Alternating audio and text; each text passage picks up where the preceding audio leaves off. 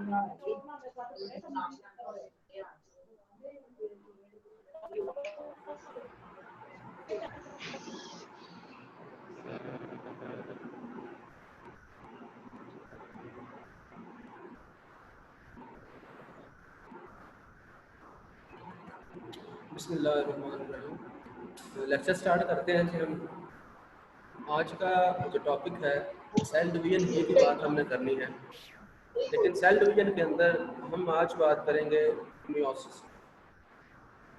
Students, जो mitosis हमने last topic पढ़ा है, माइटोसिस के अंदर माइटोसिस जो है वो एक साइक्लिक प्रोसेस है। माइटोसिस जो है साइक्लिक प्रोसेस है। अब इससे क्या मुराद है कि माइटोसिस के थ्रू जो सेल्स बनते हैं वो सेल्स दोबारा जो है डिवाइड करते हैं, डिवाइड होकर वो दोबारा न्यू सेल्स बना देते हैं माइटोसिस को। बट यहाँ पर मियोसिस के प्रोसेस में एंड पर जो सेल्स बनेंगे वो सेल्स दोबारा डिवाइड नहीं हो सकते, ठीक है। लिहाजा ये नॉन साइक्लिक प्रोसेस, यानी इसमें जो सेल नए सेल बनने हैं वो दोबारा डिवाइड नहीं होंगे। माइटोसिस के अंदर जो एंड पर सेल बनते हैं उनके अंदर ये खूबी होती है कि वो दोबारा भी डिवाइड कर सकते हैं, बट मियोसिस के सेल्स जो हैं वो दोबारा डिवाइड नहीं करते। वो जो एक दफ़ा बन गए, नया कोई और सेल मियोसिस के थ्रू आएगा, यानी मियोसिस के थ्रू जो एंड वाले सेल होते हैं, डॉटर सेल होते हैं, वो डिवाइड नहीं होते। अब हम बात करते हैं इसकी डेफिनेशन पे आते हैं, सेल डिवीजन मियोसिस की डेफिनेशन पे आते हैं। मियोसिस जो है, meiosis is a type of cell division in which number of chromosomes reduced to 1/2 in parent cell।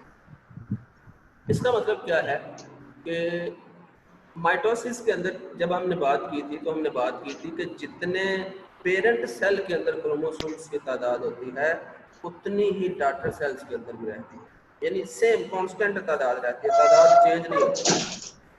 For example, अगर क्रोमोसोम्स की तादाद पेरेंट सेल के अंदर 46 है तो डॉटर सेल में भी 46 ही होगी। बट मियोसिस के अंदर पेरेंट सेल के अंदर क्रोमोसोम्स की तादाद जितनी होती है डॉटर में उसकी आधी रह जाती है। फॉर एग्जाम्पल, पेरेंट सेल के अंदर, ह्यूमन सेल के अंदर पेरेंट सेल के अंदर तादाद 46 होती है। जब वो डिवाइड करता है, यानी जो उसके डॉटर सेल बनते हैं, उसके डॉटर सेल्स के अंदर क्रोमोसोम की तादाद जो है वो हाफ रह जाती है, रिड्यूस हो जाती है, कम हो जाती है, आधी रह जाती है, 23 होती है। इसीलिए हम मियोसिस को रिडक्शनल फेज भी कहते हैं। रिडक्शनल फेज मीन कि इसमें क्रोमोसोम की तादाद रिड्यूस हो जाती है, हाफ हो जाती है डॉटर सेल्स। उसके बाद जो है जीत बात करते हैं मियोसिस क्यों जरूरी है। उसको ये पता होना चाहिए मियोसिस अगर हम पढ़ रहे हैं तो इसको क्यों हम पढ़ रहे हैं। सेक्सुअल रिप्रोडक्शन, हम जूलॉजी पढ़ रहे हैं, लिहाजा हम एनिमल्स की बात करेंगे कि एनिमल्स में सेक्सुअल रिप्रोडक्शन के लिए 2 चीज़ें चाहिए। अगर एनिमल्स सेक्सुअल रिप्रोडक्शन करना चाहते हैं तो उन्हें जो है स्पर्म्स भी चाहिए, मेल्स को स्पर्म चाहिए और फीमेल्स को सेक्सुअल रिप्रोडक्शन के लिए एग्स चाहिए। तो अब ये जो स्पर्म और एग जो हैं ये पैदा कैसे होते हैं। स्पर्म और एग सेल्स हैं, ये सेल्स मियोसिस के प्रोसेस के थ्रू बनते हैं, इसलिए हम यहाँ पर मियोसिस को डिस्कस कर रहे हैं। अब एग बनने का जो प्रोसेस होता है, एग बनने के प्रोसेस को नाम देते हैं ओवोजेनेसिस और स्पर्म बनने के प्रोसेस को नाम देते हैं स्पर्मेटोजेनेसिस। तो oogenesis mean egg production in female in ovaries जो है ओवोजेनेसिस कहलाता है, और sperm production in testis is called spermatogenesis. Spermato mean sperms, genesis mean बनना, यानी स्पर्म्स बनने के प्रोसेस को स्पर्मेटोजेनेसिस कहते हैं। और ये बॉडी के कौन से ऑर्गन में पाया जाता है, टेस्टिस के अंदर ये प्रोसेस हो रहा था मेल्स के अंदर। और ओवोजेनेसिस जो है एग्स प्रोड्यूस होने का प्रोसेस है, और ये जो है ये फीमेल्स के अंदर पाया जाता है। उसके बाद मियोसिस जो है स्टार्ट कब होती है। सबसे पहले जिस तरह हमने इंटरफेस पढ़ा था कि सबसे पहले इंटरफेस भी प्रोसेस आना, इंटरफेस स्टार्ट होगी। इंटरफेस का पहला जो स्टेप है G1 फेज, फिर S फेज, S फेज के बाद G2 फेज, G2 फेज के बाद जो है सेल मियोसिस में छलांग लगा देगा, मियोसिस के प्रोसेस में वो दाखिल हो जाएंगे, यानी G2 के बाद जो है मियोसिस स्टार्ट हो जाती है। मियोसिस जो है वो 2 मराहिल के अंदर कंप्लीट होती है, यानी 2 स्टेप्स के अंदर जो है मियोसिस का प्रोसेस कंप्लीट होता है। एक को हम नाम देते हैं मियोसिस 1 एक प्रोसेस को, और जो दूसरा प्रोसेस या जो दूसरा फेज है उसको नाम देते हैं मियोसिस 2। क्लियर है जी?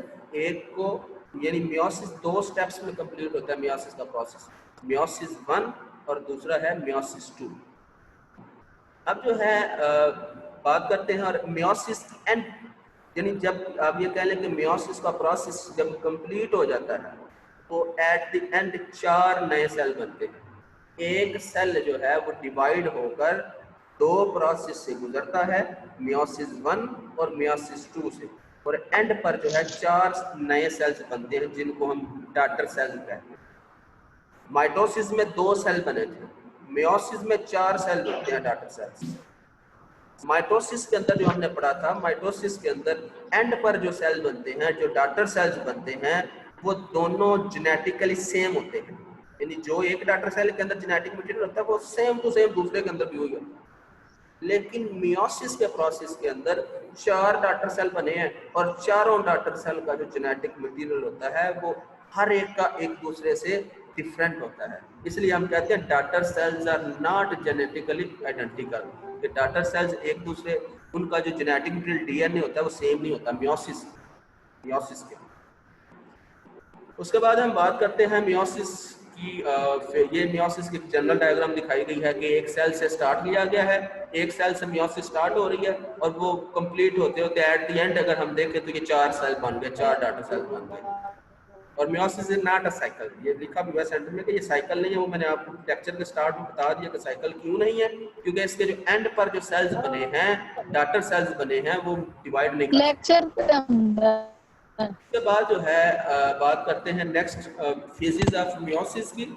मियोसिस की जो फेजेस हैं, 2 फेजेस में अभी हमने बात की है कि मियोसिस का जो प्रोसेस है वो 2 मराहिल के अंदर पूरा होता है, 2 मराहिल के अंदर कंप्लीट होता है, मियोसिस 1 और दूसरा है मियोसिस 2। मियोसिस 1 जो है, ये कुछ स्टूडेंट्स की आवाज़ आ रही है, काफ़ी घर की आवाज़ आ रही है, मैं म्यूट कर रहा हूँ।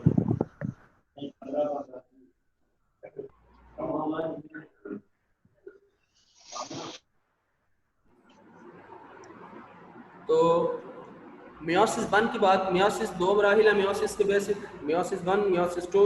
मियोसिस 1 की बात करते हैं तो मियोसिस 1 के 2, मियोसिस 1 के अंदर भी फिर आगे 2 बड़े मराहिल हैं, एक कैरियोकाइनेसिस 1 और दूसरा साइटोकाइनेसिस। याद हो आपको तो माइटोसिस के अंदर हमने बात की थी कि अगर किसी सेल ने डिवाइड होना है तो उसे 2 मराहिल से गुजरना पड़ना है। पहले उसको अपना एक न्यूक्लियस डिवाइड करके 2 न्यूक्लियस बनाने होंगे, लिहाजा न्यूक्लियस की डिवीजन को कैरियोकाइनेसिस बोलते हैं, और फिर उसे साइटोप्लाज्म को डिवाइड करना पड़ना है ना, तो साइटोप्लाज्म की डिवीजन को साइटोकाइनेसिस बोलते हैं। इसलिए मियोसिस 1 है तो इसके अंदर 2 बड़े मराहिल तय पाने हैं, एक कैरियोकाइनेसिस 1 और दूसरा साइटोकाइनेसिस 1। इसी तरह मियोसिस 2 के अंदर भी सेम प्रोसेस होना है, न्यूक्लियस भी डिवाइड होगा जिसको कैरियोकाइनेसिस 2 कह देंगे, और साइटोप्लाज्म भी एट द एंड डिवाइड होगा जिसको साइटोकाइनेसिस 2 कह देंगे। बकाया क्या हम बात करते हैं मियोसिस 1 की। मियोसिस 1 के अंदर कैरियोकाइनेसिस 1 की बात करते हैं। तो मियोसिस 1 जो है, इसके अंदर कैरियोकाइनेसिस 1 के 4 मराहिल हैं, प्रोफेज 1, मेटाफेज 1, एनाफेज 1, टेलोफेज 1। इसी तरह कैरियोकाइनेसिस 2 जो है उसके अंदर भी 4 ही, प्रोफेज 2, मेटाफेज 2, एनाफेज 2, टेलोफेज 2। हम इस वक्त बात करने लगे हैं प्रोफेज 1। स्टूडेंट्स याद रखें, अगर कोई आपसे पूछ ले कि मियोसिस जो है, मियोसिस के अंदर सबसे बड़ा फेज कौन सा है या सबसे लेंथी फेज कौन सा है इसका, तो आपको पता होना चाहिए कि मियोसिस के अंदर सबसे लेंथी और लंबा जो फेज होता है वो प्रोफेज 1 होता है। क्योंकि प्रोफेज 1 की फिर आगे 5 स्टेजेस हैं, 5 इसके स्टेप्स हैं। पहला है लेप्टोटीन, दूसरा है जाइगोटीन, तीसरा है पेकाइटीन, चौथा है डिप्लोटीन और 5th वन डायाकाइनेसिस। इस वक्त हम बात करेंगे पहले प्रोफेज 1 की जो पहला फेज है या जो पहली स्टेज है लेप्टोटीन 1। लेप्टोटीन 1 जो है, लेप्टोटीन 1 के कुछ यहाँ पर चेंजेस मैंने लिखी हुई है कि लेप्टोटीन 1 के अंदर जो है क्या क्या चेंजेस आती है। यहाँ पर देखें डायग्राम में हम पहले डायग्राम को देखते हैं। डायग्राम अगर आप लेप्टोटीन 1 वाली डायग्राम देखें, इसमें सबसे ऊपर जो डायग्राम बनी है उसमें एक जनरल सेल मैंने बनाया है जिसमें न्यूक्लियस दिखाया गया है। इसके अलावा इसमें सेंट्रोसोम के अंदर सेंट्रियूल्स दिखाए गए हैं जो कि रेप्लिकेट हो चुके थे एस फेज के अंदर। 2 सेंट्रियूल हैं जो एक ही सेंट्रोसोम के अंदर पड़े हुए हैं। इसके अलावा न्यूक्लियस के अंदर न्यूक्लियोलस दिखाया गया है और उस न्यूक्लियस के अंदर कुछ थ्रेड लाइक स्ट्रक्चर्स नजर आ रहे हैं जिन्हें हम क्रोमेटिन मटेरियल भी कहते हैं। अब इस डायग्राम के नीचे अगर आप देखें तो न्यूक्लियस को मैंने, ये जो सेंटर में डायग्राम है, मैंने न्यूक्लियस को बड़ा करके दिखा दिया। यहाँ पर जरा न्यूक्लियस पे हम गौर कर रहे हैं कि न्यूक्लियस कैसा है। न्यूक्लियस के अंदर जो है क्रोमोसोम्स पे अगर आप गौर करें, लेप्टोटीन के अंदर देखें स्टूडेंट्स, एक और चीज़ आपको पता होना चाहिए होमोलोगस क्रोमोसोम्स के बारे में। होमोलोगस क्रोमोसोम जो है हमारे अंदर, मैंने आपको लास्ट लेक्चर के अंदर भी मैंने बात की थी कि हमारे अंदर जो क्रोमोसोम्स हैं, हमारे जो सेल्स हैं ज़्यादातर डाइप्लॉइड हैं, मोस्टली सेल्स डाइप्लॉइड हैं। डाइप्लॉइड का मतलब ये है कि अगर मैं एक अपने सेल की बात करता हूँ, फॉर एग्जांपल मैं अपना एक सेल लेता हूँ और उस सेल के अंदर मैं न्यूक्लियस देखता हूँ, उस न्यूक्लियस के अंदर जब मैं अपने क्रोमोसोम्स को देखता हूँ तो उस क्रोमोसोम्स के अंदर 23 क्रोमोसोम फादर से आए हैं और 23 क्रोमोसोम मदर से आए हैं। 23 क्रोमोसोम मेरे फादर के हैं, 23 क्रोमोसोम मदर के हैं। यानी अगर मैं बात करूं, अब मैं अपने क्रोमोसोम नंबर 1 की बात करता हूं तो मेरा क्रोमोसोम नंबर 1 एक फादर का है, एक क्रोमोसोम नंबर 1 मदर से आया है। इसी तरीके से क्रोमोसोम नंबर 2 एक मदर का है और एक क्रोमोसोम नंबर 2 फादर का आया है। यानी हमारे अंदर क्रोमोसोम के 2 सेट हैं, एक फादर से सेट मिला है, एक मदर से सेट मिला है, इसलिए हम डाइप्लॉइड हैं। अब होमोलोगस क्रोमोसोम्स का मतलब क्या होता है? होमोलोगस क्रोमोसोम्स जो हैं, मसलन मिसाल के तौर पर होमो का मतलब है सेम, लोगस मीन यानी इनकी पोजीशन जो है, अगर यहाँ पर देखें सेंटर में मैंने 2 क्रोमोसोम ड्रा किए हुए हैं, इधर मैंने लिखा हुआ है होमोलोगस क्रोमोसोम। एक के ऊपर मैंने लिखा है 1F, एक के ऊपर लिखा है 1M। 1F मीन के फादर का, F मीन फादर, फादर का पहला क्रोमोसोम। इसका मैंने कंपैरिजन किया है मदर के पहले क्रोमोसोम से, 1M लिखा हुआ है इसमें। यानी अगर मैं अपने फादर का पहला क्रोमोसोम और मदर का पहले नंबर वाला क्रोमोसोम दोनों का मुआवजा करूं, दोनों को कंपेयर करूं, तो मैं देखूंगा कि 1F क्रोमोसोम के अंदर ये जो मुख्तलिफ कलर्स मैंने ड्रा किए हुए हैं, ये जो रीजन्स बनाए हुए हैं, ये एक्चुअली जीन मैंने शो किए हुए हैं कि 1F पहला क्रोमोसोम फादर का और पहला क्रोमोसोम मदर का, ये दोनों सेम टू सेम क्रोमोसोम है। यानी फादर के पहले क्रोमोसोम की जितनी लंबाई होगी, मदर के भी पहले क्रोमोसोम की सेम लंबाई होगी।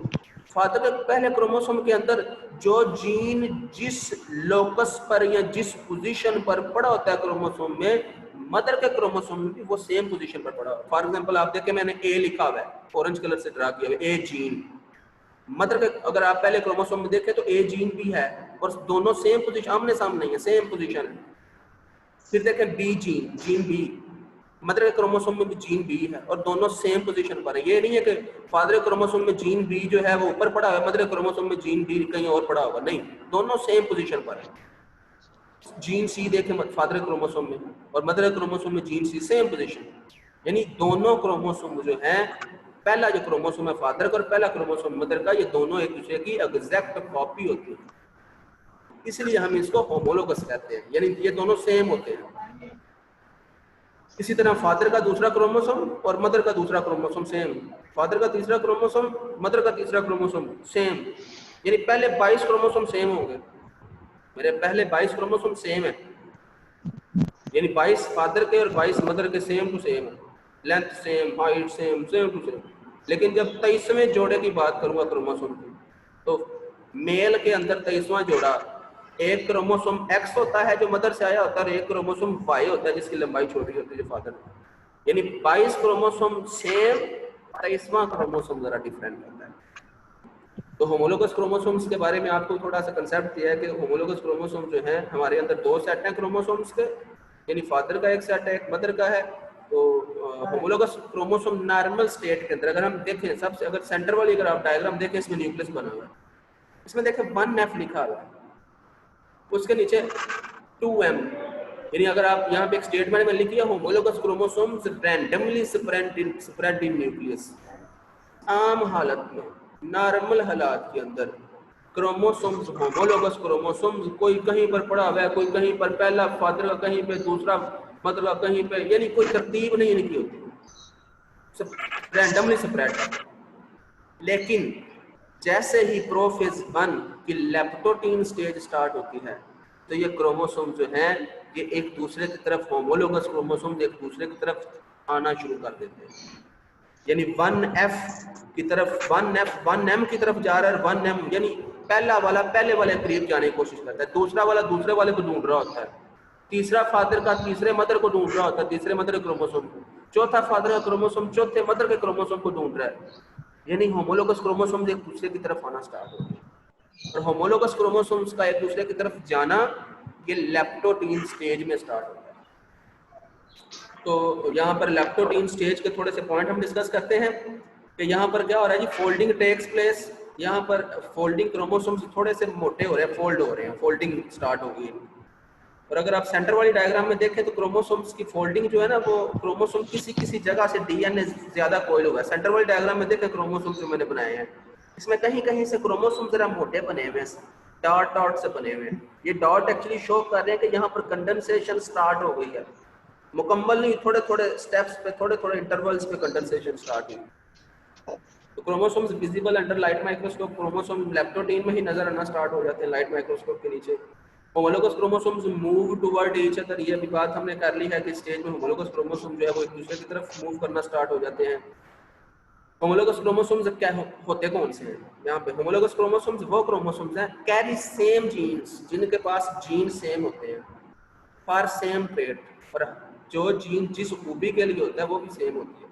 फॉर एग्जाम्पल 1F क्रोमोसोम के ऊपर मैं मिसाल देता हूँ, जो पहला जीन है ये आई कलर के लिए है, तो 1M क्रोमोसोम पर जो पहला जीन होगा वो भी आई कलर के लिए होगा, यानी ट्रेट भी दोनों का सेम होगा, सेम लेंथ यानी लंबाई सेम है, सिमिलर स्ट्रेनिंग पैटर्न। अगर आप इनका लेबोरेटरी के अंदर स्ट्रेनिंग का प्रोसेस करेंगे तो सेम पैटर्न से स्ट्रेन भी होता है। लेप्टोटीन स्टेज कितने घंटे तक चलती है जी? सिर्फ कुछ घंटों का, फ्यू आवर। सारे सेल का अपना अपना जो है स्टेज होती है एनिमल्स के अंदर, मुख्तलिफ एनिमल्स की मुख्तलिफ होती है, ये कुछ फ्यू आवर्स के लिए रहती है। उसके बाद जो है दूसरी जो प्रोफेज की जो दूसरी स्टेज है वो है जाइगोटिक। जाइगोटिन वर्ड अगर आप गौर करें ना, जाइगोट से निकला है, जाइगोट जाइगोट। जाइगोट के अंदर क्या होता है कि स्पर्म और एग जो है वो मिलते हैं, मिलकर जो है वो एक नया सेल बना देते हैं जिसको जाइगोट कहते हैं, यानी स्पर्म एग की तरफ आ रहा है, यानी स्पर्म और एग इकट्ठे हो जाते हैं और जाइगोट बना देते हैं। जाइगोटीन स्टेज को अगर आप गौर करें तो यहाँ पर क्या है, हमने पिछली स्टेज के अंदर पढ़ा होमोलोगस क्रोमोसोम एक दूसरे को ढूंढ रहे थे, इस स्टेज के अंदर क्या होना है, होमोलोगस क्रोमोसोम एक दूसरे को ढूंढ लेना और इकट्ठे हो जाना, इकट्ठे रहना। डायग्राम में अगर आप गौर करें तो यहाँ पर जब होमोलोगस क्रोमोसोम इकट्ठे हो जाते हैं,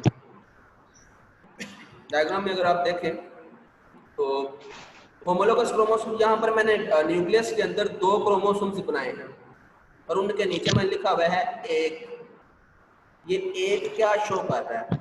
ये एक शो कर रहा है कि ये 2 क्रोमोसोम है, लेकिन ये दोनों होमोलोगस हैं।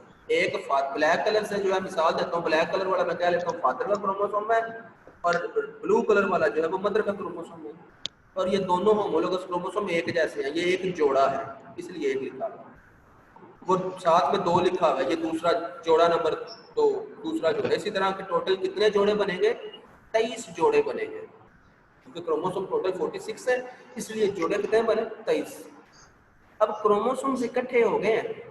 यहाँ पे अगर आप देखें डायग्राम, जो क्रोमोसोम्स की बड़ी डायग्राम मैंने बनाई हुई है, उसमें 1F और 1M यानी फादर का पहला क्रोमोसोम मदर का पहला क्रोमोसोम इकट्ठे हो गए। इसी तरह 2F फादर का दूसरा क्रोमोसोम, 2M इकट्ठे हो जाएंगे। फॉर एग्जाम्पल 10F फादर का 10वां क्रोमोसोम, 10M मदर का 10वां क्रोमोसोम इकट्ठे हो जाएंगे। क्रोमोसोम जो है होमोलोगस क्रोमोसोम इकट्ठे हो गए।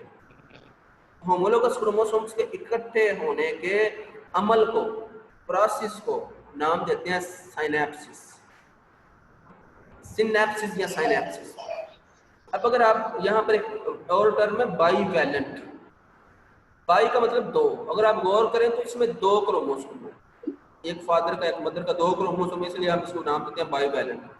और अगर आप इस दो क्रोमोसोम के अंदर सिस्टर क्रोमैटिड गिने तो एक क्रोमोसोम के अंदर दो आपको बाजू नजर आ रहे हैं उसमें, यानी ये दोनों बाजू सिस्टर क्रोमैटिड है एक दूसरे।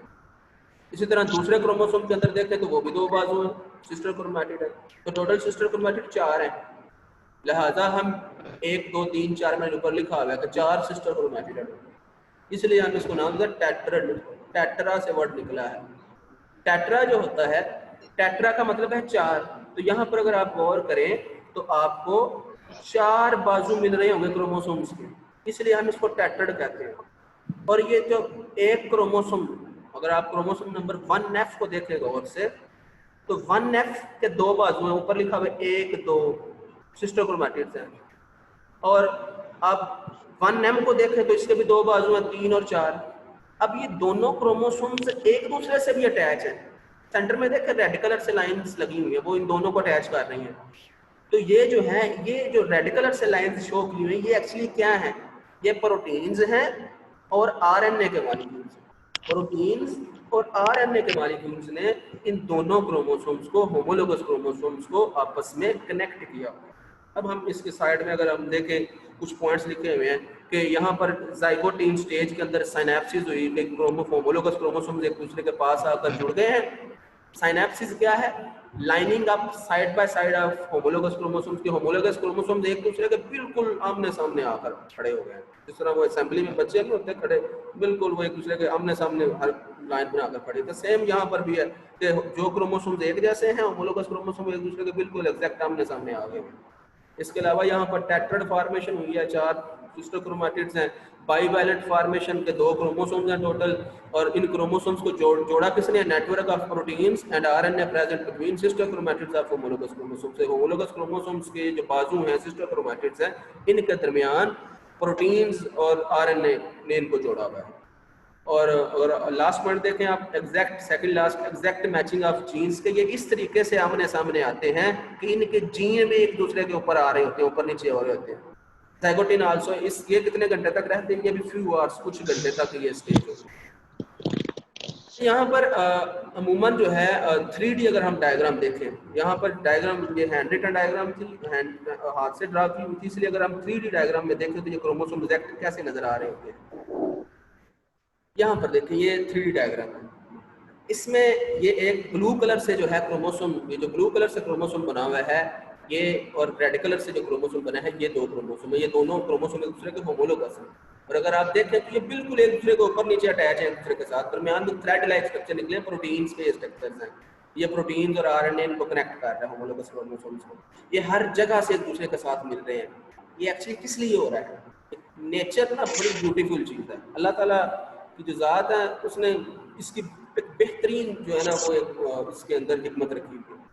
ये एक्चुअली हो इसलिए प्रोसेस रहा है, क्रोमोसोम सामने सामने आने का मकसद ये है कि वो अपने कुछ पार्ट्स को चेंज कर सके। फॉर एग्जांपल 1F वाला अपने कुछ पार्ट्स को 1M के साथ, फादर का पहला क्रोमोसोम मदर के पहले क्रोमोसोम के साथ अपने कुछ पार्ट्स को एक्सचेंज करेगा। यानी एक्सचेंज करने का मकसद क्या होगा कि थोड़ी सी खूबियाँ फादर की आ जाए, थोड़ी सी खूबियाँ मदर की आ जाए। जैसे बच्चा जब बोलता है हम कहते हैं ये देखें जी नाक बाप पे गया है, या मतलब चेहरा जो है ये मदर पे गया है, यानी कुछ खूबियाँ मदर की होती हैं, कुछ फादर की होती हैं। ये एक्चुअली ये इसी वजह से हो रही होती है। क्रोमोसोम होमोलोगस क्रोमोसोम जब आमने सामने आते हैं तो ये अपने पार्ट्स को, अपने जीन्स को चेंज करते हैं। इसके अलावा जो है इस फेज के अंदर पैकाइटीन जो फेज है, पैकाइटीन फेज के अंदर जो है क्रॉसिंग ओवर होती है। क्रॉसिंग ओवर के अंदर देखें डायग्राम ही हर चीज बताती है। स्टूडेंट्स आपने जब ये टॉपिक करना है, डायग्राम को सामने रखना है, आपको हर चीज आती जाएगी। डायग्राम अगर आप गौर से देखें, इस डायग्राम में वो जो सिस्टर क्रोमैटिड्स थे, एक क्रोमोसोम के सिस्टर क्रोमैटिड दूसरे क्रोमोसोम के सिस्टर क्रोमैटिड से ऊपर नीचे हो गए। देखें यहाँ पर इस डायग्राम में देखें, एक बाजू दूसरे बाजू पर आ गया है। ये एक्चुअली क्या है, नॉन सिस्टर क्रोमैटिड्स। नॉन, अच्छा सिस्टर क्रोमैटिड और नॉन सिस्टर क्रोमैटिड में क्या डिफरेंस है? एक क्रोमोसोम के अपने जो दो बाजू होते हैं वो दोनों एक दूसरे के सिस्टर हैं।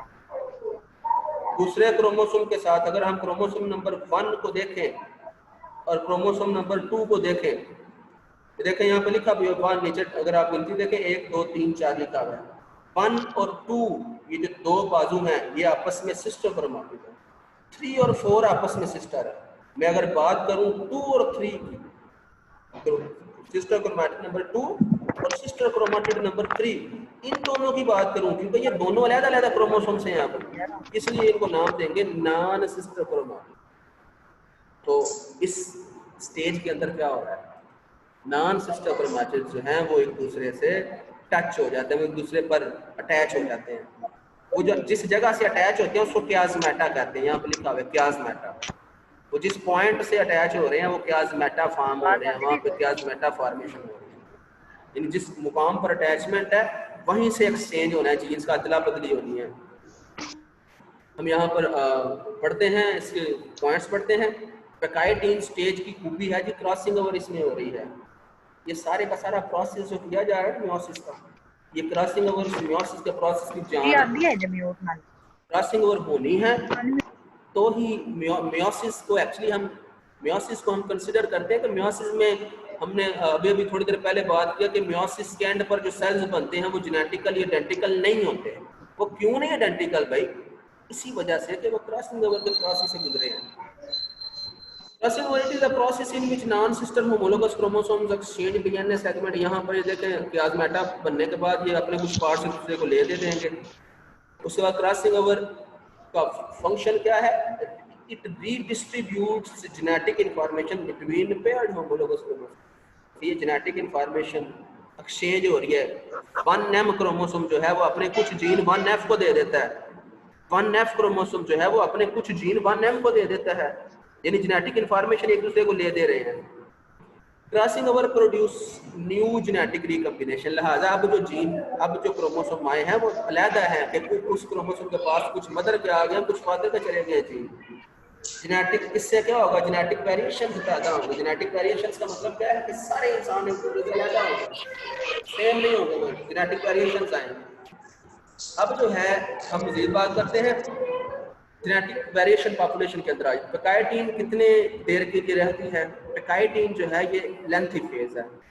ये कुछ एनिमल्स के अंदर जो है डेज, कुछ के अंदर कई वीक्स तक रहती है और कुछ के अंदर इवन ईयर्स तक भी रह सकती है, कई सालों तक भी ये रह सकती है। उसके बाद हम बात करते हैं प्रोफेज 1 की ही एक और स्टेज है डिप्लोटीन। अब जब क्रॉसिंग ओवर हो, यहाँ पर देखें ये क्रोमोसोम्स ने क्रॉसिंग ओवर कर रही है। अगर आप इनके पार्ट्स को देखेंगे तो ब्लैक वाले क्रोमोसोम के अंदर कुछ ब्लू पार्ट्स मैंने शो किए हैं और ब्लू वाले क्रोमोसोम्स के अंदर कुछ ब्लैक हिस्से मैंने बनाए हैं। इसका मकसद क्या है? यहाँ पर यह दिखाया गया है कि एक्चुअली इन्होंने जेनेटिक मटेरियल ले दे दिया एक ने दूसरे को, दूसरे ने कुछ पार्ट पहले से, यानी इन्होंने जेनेटिक मटेरियल एक्सचेंज कर लिया है। अब डिप्लोटीन स्टेज के अंदर क्योंकि क्रॉसिंग ओवर हो गई, लिहाजा इनका एक दूसरे के साथ रहने का कोई इतना फंक्शन नहीं, लिहाजा ये एक दूसरे से थोड़ा थोड़ा दूर होना स्टार्ट हो जाए, रिपेल करना स्टार्ट कर दें। रिपेलिंग ऑफ होमोलोगस क्रोमोसोम यहाँ पर स्टार्ट हो गई। Homologous chromosome repel each other tetrad open, यानी टेट्राड पूरे का पूरा खुल जाता है। वो जो 4 सिस्टर क्रोमैटिड्स है ना वो खुल गए हैं, लेकिन अभी तक वो कुछ पॉइंट से जुड़े हुए, इसलिए मैं रेड कलर से वो शो किए हैं कुछ पॉइंट्स के, कुछ पॉइंट्स से ही अभी तक जो है ना अटैच है। उसके बाद प्रोफेज की जो 5वीं स्टेज है, प्रोफेज 1 की जो 5वीं स्टेज है वो है डायाकाइनेसिस। लास्ट स्टेज है प्रोफेज 1। डायाकाइनेसिस जो है इसमें क्याज़मेटा बिटवीन होमोलोगस क्रोमोसोम्स डिसॉल्व। अगर आपको याद हो कुछ देर पहले मैंने बात किया क्याज़मेटा जिस मुकाम से होमोलोगस क्रोमोसोम्स अटैच होते हैं उन मुकामों को, उन पॉइंट्स को क्याज़मेटा कहते हैं। तो यहाँ पर क्या हुआ फिर जी, क्याज़मेटा टूट चुके हैं, अब क्रोमोसोम एक दूसरे से अलहदा हो गए हैं, बाजू एक दूसरे से हट गए हैं, इसलिए क्याज़मेटा डिसॉल्व, वो मुकाम खत्म हो गए हैं। इसके अलावा कंडेंसेशन क्रोमोसोम्स के साथ साथ हो रही थी, condensation of chromosome, condensation of reaches to maximum, यानी कंडेंसेशन, बहुत क्रोमोसोम मोटे हो चुके हैं, फुल कंडेंस हो चुके हैं। Homologous chromosomes united at only 1 point. अब होमोलोगस क्रोमोसोम सिर्फ एक ही मुकाम से जुड़े हैं, अब ज़्यादातर होमोलोगस क्रोमोसोम एक दूसरे से हट चुके हैं, सेपरेट हो चुके हैं। इसके अलावा प्रोफेज 1 की कुछ निशानियां हैं जी, न्यूक्लियोलाइट डिसअपेयर, न्यूक्लियोलाइट खत्म हो जाते हैं। इसके अलावा जो सेल में प्लाज्म जो न्यूक्लियर इन्वेलप है वो डिसइंटीग्रेट, टूटना स्टार्ट हो, डायग्राम में देखें तो न्यूक्लियर मेम्ब्रेन टूटना स्टार्ट हो गई है। इसके अलावा जो माइटोटिक जो सेंट्रियोल्स हैं वो स्प्लिट हो गए हैं, 2 सेंट्रोसोम बन गई हैं। यहाँ पर आपको नजर आ रही है 2 सेंट्रोसोम और ऑपोजिट पोल की तरफ जा रही हैं, और न्यूक्लियर इन्वेलप भी डिसअपेयर हो जाएगी, खत्म हो जाएगी, और प्रोफेज 1 जो है इस तरह कंप्लीट हो जाएगा। स्टूडेंट्स, अगर आपको प्रोफेज 1 के किसी भी स्टेज में प्रॉब्लम है तो आप बिला झिझक जो है वो पूछ सकते हैं, और अगर किसी का माइक म्यूट है तो वो चैट करके पूछ सकते हैं, उनके सेपरेट मैसेज भी जो है ना वो हो जाता है, क्योंकि माइक म्यूट इसलिए रखा है, शोर बहुत आ रहा है आप लोगों को।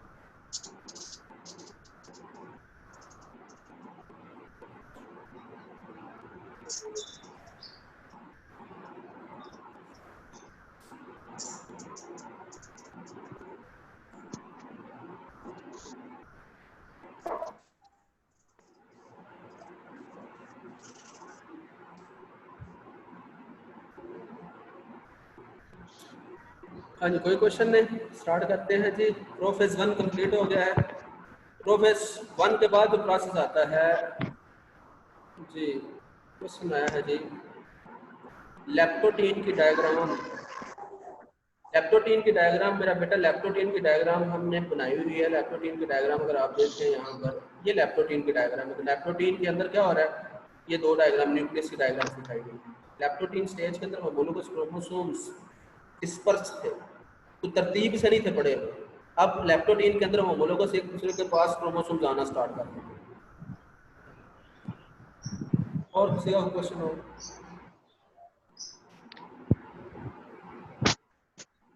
जी बता दिया बेटा डायग्राम दोबारा। और किसी का क्वेश्चन हो? अगर आप भी तहरीर की शायद को है मसला तो पूछ सकती हैं।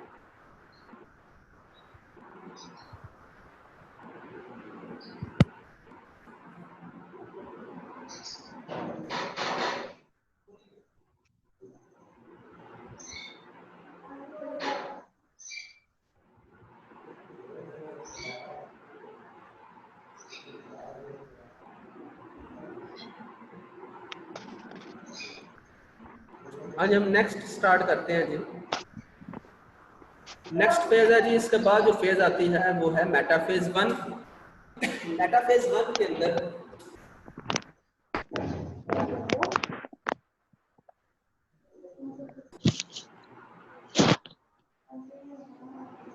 अच्छा, जिन स्टूडेंट्स का स्टार्ट से कुछ लेक्चर रह गया है उन स्टूडेंट्स को जो है लेक्चर में ये रिकॉर्ड करना, कोशिश करते हैं कि उन स्टूडेंट्स को स्टार्ट से ना रिकॉर्डिंग लगाई, कोशिश करते हैं कि उन स्टूडेंट्स को लेक्चर रिकॉर्डिंग में दे दें। अच्छा जी, मेटाफेज 1। मेटाफेज 1 स्टेज के अंदर जो है,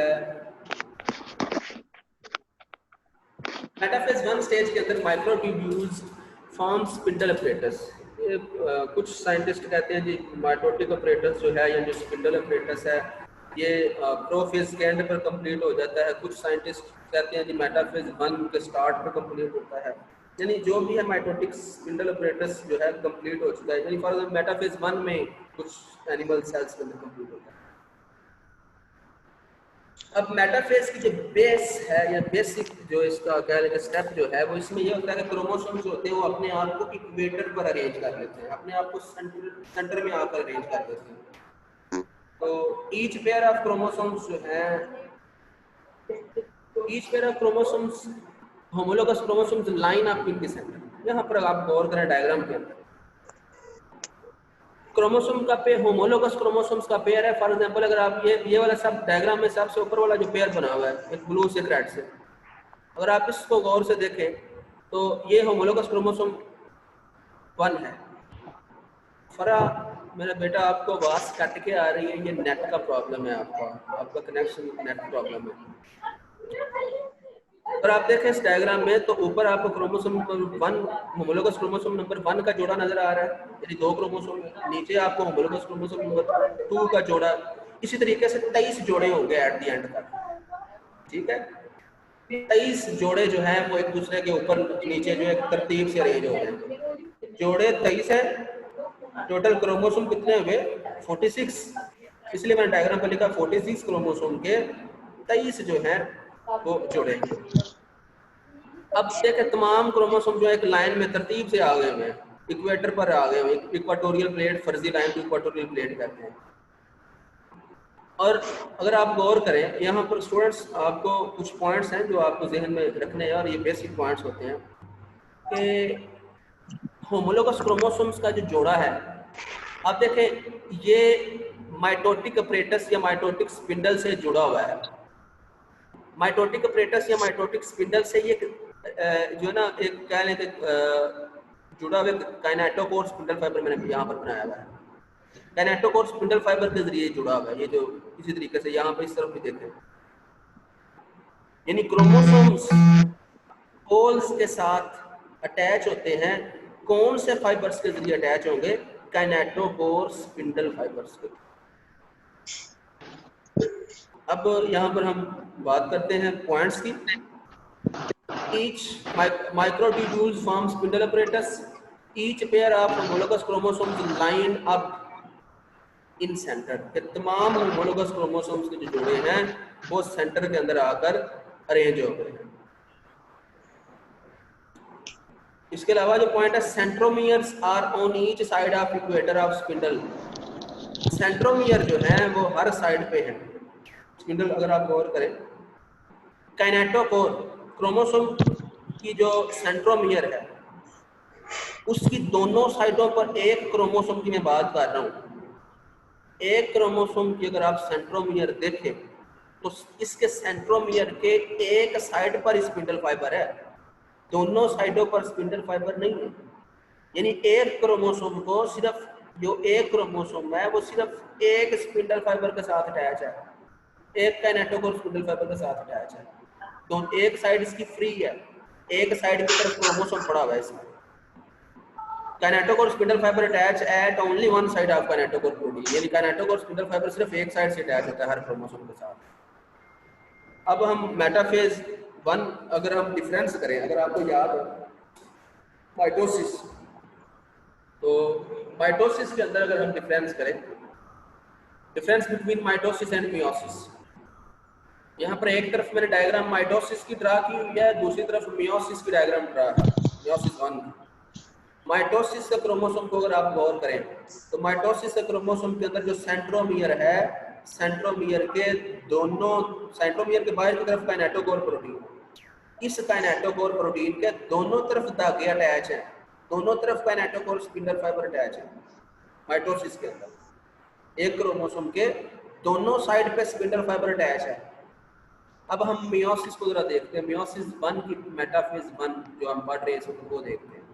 उसमें गौर करें, होमोलोगस क्रोमोसोम का जोड़ा है, होमोलोगस क्रोमोसोम के जोड़े के एक तरफ एक ही काइनेटोकोर स्पिंडल फाइबर अटैच है। ये देखें दूसरी साइड फ्री है। इसी तरीके से ब्लू वाले क्रोमोसोम को देखें तो इसकी भी एक तरफ ही स्पिंडल फाइबर अटैच है, काइनेटोकोर स्पिंडल फाइबर इसको कहते हैं, और दूसरी साइड फ्री है। लिहाजा माइटोसिस में क्या होता है, सेंट्रोमियर के दोनों तरफ काइनेटोकोर स्पिंडल फाइबर अटैच होते हैं। मियोसिस 1 में क्या है, सेंट्रोमियर के सिर्फ एक तरफ काइनेटोकोर स्पिंडल फाइबर अटैच होता है। ये जरा डिफरेंस आपने याद रखना है। इसके बाद हम बात करते हैं मेटाफेज 1 के बाद एनाफेज 1। एनाफेज 1 जो है, एनाफेज के अंदर वो सेम बकाया तरीका सेम है माइटोसिस की तरह ही। एनाफेज 1 के अंदर जो है ये सेपरेशन होनी स्टार्ट, सेपरेट होना स्टार्ट कर देते हैं, होमोलोगस क्रोमोसोम साइडों पे जाना स्टार्ट होता है एनाफेज 1 के। एनाफेज 1 के अंदर जो है डायग्राम को अगर आप गौर करें, डायग्राम को देखें तो कुछ स्टूडेंट्स अपना माइक बंद कर दें। एनाफेज 1 की अगर आप बात करें तो एनाफेज 1 के अंदर होमोलोगस क्रोमोसोम जो है वो एक दूसरे से दूर होना स्टार्ट हो गए हैं। यहाँ पे देखें डायग्राम में अगर आप देखें तो 46 क्रोमोसोम से टोटल, डायग्राम के ऊपर अगर आप देखें 23 एक साइड पे जा रहे हैं और 23 एक साइड पे जा रहे हैं। मतलब ये है कि 46 क्रोमोसोम जो है वो रिड्यूस हो चुके हैं।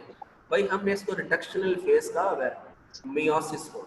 लिहाजा यहाँ पर 46 रिड्यूस होकर 23 क्रोमोसोम इस तरफ चले गए हैं, 23 क्रोमोसोम जो है वो दूसरी साइड पे चले गए हैं। लिहाजा क्रोमोसोम जो होते हैं, होमोलोगस क्रोमोसोम पहले इकट्ठे थे, अब ये दूर दूर हो चुके हैं। होमोलोगस क्रोमोसोम को काइनेटोकोर स्पिंडल फाइबर खींच कर साइडों पे ले जा रहा है, पोल्स की तरफ लेकर जा रहा है। इसलिए हर एक जो साइड होती है, हर एक जो पोल है वो स्पेसिफिक क्रोमोसोम्स को रिसीव कर रहा है। कोई पोल फादर के क्रोमोसोम को रिसीव कर रहा होगा, कोई मदर के क्रोमोसोम को रिसीव कर रहा होगा। इसलिए कहते हैं कि कुछ कॉपियां जो है फादर की हैं, कुछ कॉपियां जो हैं मदर की हैं। ठीक है ना, ये जेनेटिक वेरिएशन है। नेचर जो है बड़ी प्यारी चीज़ है, अल्लाह ताला ने हर एक को डिफरेंट बनाया एक दूसरे से, बिकॉज हर एक का जेनेटिक मटेरियल सेपरेट है एक दूसरे से। ये यहाँ पर एनाफेज के अंदर भी ये स्टेप हो रहा है। यहाँ पर एनाफेज के अंदर अगर आप देखें डायग्राम को, अगर आप देखें तो न्यूक्लियस तो डिवाइड कर ही रहा है। यहाँ न्यूक्लियस के अलावा साइटोप्लाज्म भी यहाँ पे डिवाइड होना स्टार्ट हो जाएगा, है ना। दरमियान में आपके सेल दरमियान में से दबना स्टार्ट, पिंचिंग स्टार्ट होगी, इनवर्ट पिंचिंग इनवर्ट स्टार्ट होगी। और यहाँ पर एक क्लीवेज फरो, यानी यहाँ पर दब गई है सेल मेम्ब्रेन, इसलिए क्लीवेज फरो बन गई यहाँ पर। इसलिए एनाफेज 1 के अंदर मैंने नीचे लिखा है साइटोकाइनेसिस, यानी एनाफेज 1 लेट एनाफेज 1 के अंदर साइटोकाइनेसिस स्टार्ट होगा। कुछ स्टूडेंट्स का शोर आ रहा है, काइंडली ये म्यूट मैंने कर लिया।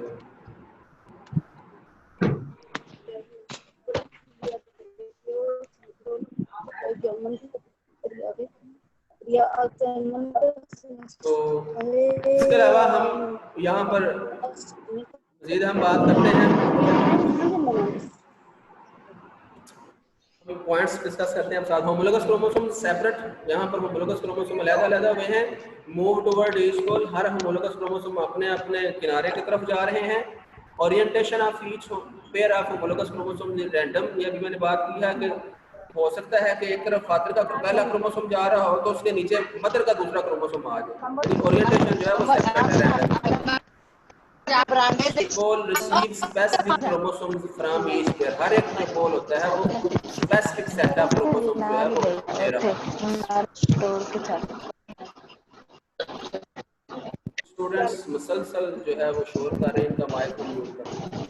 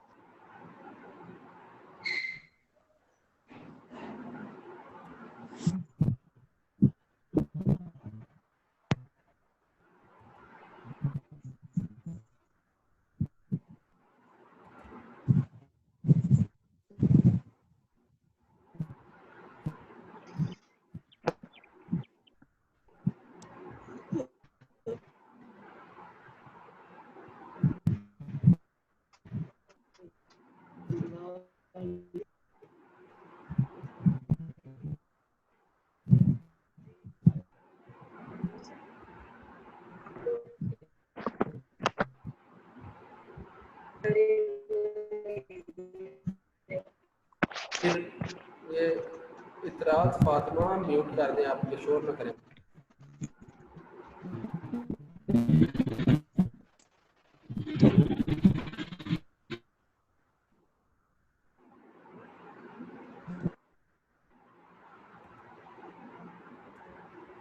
तो एनाफेज 1 की हम बात करते हैं। एनाफेज 1 के अंदर हम माइटोसिस थोड़ा सा डिफरेंस भी देखते जाते हैं कि माइटोसिस की एनाफेज और मियोसिस 1 की एनाफेज के अंदर क्या डिफरेंस है। माइटोसिस की डायग्राम मैंने बनाई है। माइटोसिस की अगर आप डायग्राम देखें तो यहाँ पर जब क्रोमोसोम टूटता था तो सिस्टर क्रोमैटिड्स अलग हो रहे थे। माइटोसिस के अंदर एक पूरे का पूरा क्रोमोसोम स्प्लिट हुआ था एनाफेज में, सिस्टर क्रोमैटिड्स साइडों पे जाने स्टार्ट हो गए।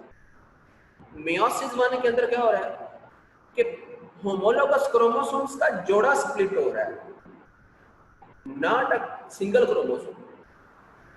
यहाँ पर होमोलोगस क्रोमोसोम्स का जोड़ा स्प्लिट हो रहा है और साइड पर जो जा रहे हैं, जो पोल की तरफ जा रहे हैं, वो पूरे का पूरा क्रोमोसोम जा रहा है। माइटोसिस में क्या था, पोल की तरफ सिस्टर क्रोमैटिड जा रहे थे। यहाँ पर क्या है पूरे का पूरा क्रोमोसोम साइडों पे जा रहे हैं। होमोलोगस क्रोमोसोम जो है यानी 23 क्रोमोसोम एक साइड पे चले जाएंगे और 23 क्रोमोसोम एक साइड पे चले जाएंगे एनाफेज 1 के अंदर। अब हम बात करते हैं एनाफेज 1 के बाद टेलोफेज।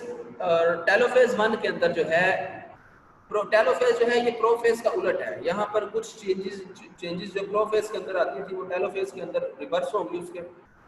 टेलोफेज 1 के अंदर अगर आप गौर करेंगे, हमने अभी बात किया कि 23 क्रोमोसोम एक पोल पे चले जाएंगे, 23 एक पोल पे चले जाएंगे। जब क्रोमोसोम मुख्तलिफ पोल पे चले जाते हैं तो साइटोप्लाज्म भी डिवाइड कर जाता है। साइटोप्लाज्म डिवाइड करने के बाद वहां पर न्यूक्लियस के गिर्द जो है न्यूक्लियर एनवेलप बननी स्टार्ट हो जाती है।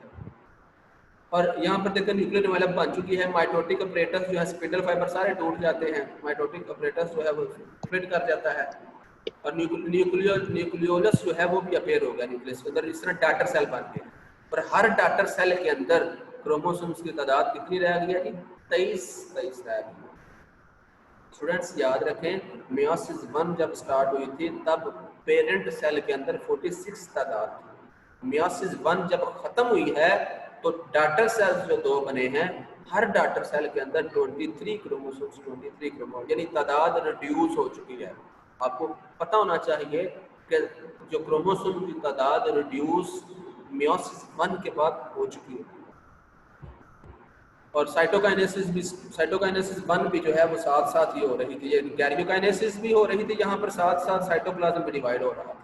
हम क्रोमोसोम दोबारा से पतले बारीक अनकॉइल। अगर आपसे तो ये पूछ ले कि क्रोमोसोम भाई क्यों कॉइल क्यों होते हैं, अनकॉइल क्रोमोसोम को अनकॉइल होने की जरूरत क्या थी? याद रखें कि जब क्रोमोसोम्स कॉइल्ड फॉर्म के अंदर होते हैं, कंडेंस फॉर्म के अंदर होते हैं, तो कंपैक्ट फॉर्म के अंदर होते हैं, तो क्रोमोसोम्स फंक्शनल नहीं होते। उसके अंदर जो जीन्स होते हैं वो सो जाते हैं, उसको क्रोमोसोम बंद ऑफ कर देता है कुछ देर के लिए। क्रोमोसोम्स के अगर जीन ऑन होना चाहते हैं, अपना फंक्शन प्ले करना चाहते हैं, तो क्रोमोसोम्स को अपने आप को खोलना पड़ेगा, अनकॉइल करना पड़ेगा। इसलिए जो है क्रोमोसोम अपने आप को अनकॉइल कर रहा है। तो टेलोफेज 1 की हम कुछ चेंजेस पढ़ते हैं सिमिलर टू माइटोटिक टेलोफेज। इसकी भी जो टेलोफेज की जो है माइटोटिक टेलोफेज की तरह की है, यानी माइटोसिस के टेलोफेज की तरह सेम है। क्रोमोसोम्स अनकॉइल, इसमें क्रोमोसोम्स अनकॉइल हो जाते हैं। Nuclear membrane and nucleoli appears, ये न्यूक्लियर मेम्ब्रेन भी बन गई है, न्यूक्लियोलाई भी दोबारा से अपेयर हो गए हैं। Mitotic apparatus breaks, mitotic apparatus जो है टूट जाता है। यानी साथ ही साइटोकाइनेसिस भी हो गए। ये मियोसिस 1 जो है ये कंप्लीट। अब यहाँ पर मियोसिस कैरियोकाइनेसिस के बाद थोड़ा सा साइटोकाइनेसिस के कुछ पॉइंट यहाँ पर दिए हैं। साइटोकाइनेसिस 1 को इंटरकाइनेसिस भी कहते हैं, याद रखिएगा। डिवीजन ऑफ साइटोकाइनेसिस 1 के अंदर क्या हो रहा है? Division of cytoplasm occur to produce 2 haploid daughter cells. हमने अभी बात की है कि जब साइटोकाइनेसिस पूरी होती है, टेलोफेज 1 कंप्लीट होती है, तो एट द एंड 2 सेल बनते हैं और दोनों सेल में क्रोमोसोम की तादाद हाफ है चुकी है। हाफ नंबर ऑफ क्रोमोसोम्स अगर किसी सेल के अंदर हो तो हम उसको हैप्लॉइड सेल कहते हैं। यानी हैप्लॉइड डॉटर सेल के आगे ब्रैकेट में लिखा है having 23 chromosomes but double DNA in each chromosome. याद रखें ये पॉइंट, आपने जरूर याद रखें कि जो डॉटर टेलोफेज 1 के एंड पर जो सेल बने हैं, अगर आप गौर करें टेलोफेज 1 के एंड पर, ये देखिए टेलोफेज 1 के एंड पर जो सेल बने हैं, ये क्रोमोसोम दिखाया गया यहाँ पर। ये क्रोमोसोम इस तरफ जा रहा है, ये क्रोमोसोम एनाफेज 1 है, ये क्रोमोसोम इस तरफ जा रहा है, ये इस तरफ जा रहा है। हर एक क्रोमोसोम के अंदर कितने डीएनए हैं? 23 क्रोमोसोम एक साइड पे गए, 23 एक साइड पे गए नहीं, हाफ एक साइड पे चले गए, हाफ एक साइड पे। अगर आप एक क्रोमोसोम को गौर करें तो एक क्रोमोसोम के अंदर कितने डीएनए आपको नजर आ रहे हैं? दो सिस्टर क्रोमैटिड यानी 2 डीएनए। तो यहाँ पर ये आपको पॉइंट समझ आ गया होगा कि हैविंग 23 क्रोमोसोम्स, 23 क्रोमोसोम हर सेल के पास है, बट डीएनए कितना है? हर एक क्रोमोसोम के अंदर डबल है। क्रोमोसोम्स में डिकंडेंस क्रोमोसोम जो है वो डिकंडेंस हो जाते हैं, खुल जाते हैं। DNA does not replicate. Cytokinesis के बाद देखें ना, जब ये साइटोकाइनेसिस 1 कंप्लीट होती है ना, तो ये कंप्लीट होने के बाद G1 फेज स्टार्ट हो जाती है, क्योंकि नए सेल बने हैं। नए सेल अगर बने हैं तो लाजमी बात है वो छोटे हैं, उनके अंदर नई चीजें भी बननी है, नए ऑर्गेनेल्स बनने हैं, तब जाकर अगली मियोसिस में दाखिल होना। तो फिर ये सेल G1 फेज में दाखिल हो जाता है, यानी उसमें नए ऑर्गेनेल्स बनने स्टार्ट होता है। G1 के बाद अमूमन इंटरफेज में सेल एस फेज में जाता होता है। एस फेज में जब सेल जाता है तो एक क्रोमोसोम के अंदर 2 डीएनए बन जाते हैं। और लेकिन यहाँ पर तो हम ऑलरेडी पढ़ रहे हैं कि एक क्रोमोसोम के अंदर पहले 2 डीएनए है, लिहाजा यहाँ पर एस फेज की जरूरत ही नहीं है, इसलिए एस फेज जो है वो यहाँ पर मौजूद नहीं होती। एस फेज यहाँ पर है, G1 फेज के बाद सेल डायरेक्ट G2 फेज में आ जाएगा, एस फेज एब्सेंट होती है, डीएनए रेप्लिकेट करते ही नहीं। Number of chromosome reduced from 46 to 23 human male, ये हम बात कर चुके, ह्यूमन सेल ये हम बात कर चुके हैं। उसके बाद जो है मियोसिस 2 की बात करते हैं। स्टूडेंट्स, अगर किसी भी स्टूडेंट का यहाँ तक मियोसिस 1 तक कोई भी क्वेश्चन है तो वो पूछ सकते, ताकि 1 मिनट है आपके पास, पूछ लें, फिर हम इससे बात जो है ना स्टार्ट करें मियोसिस 2।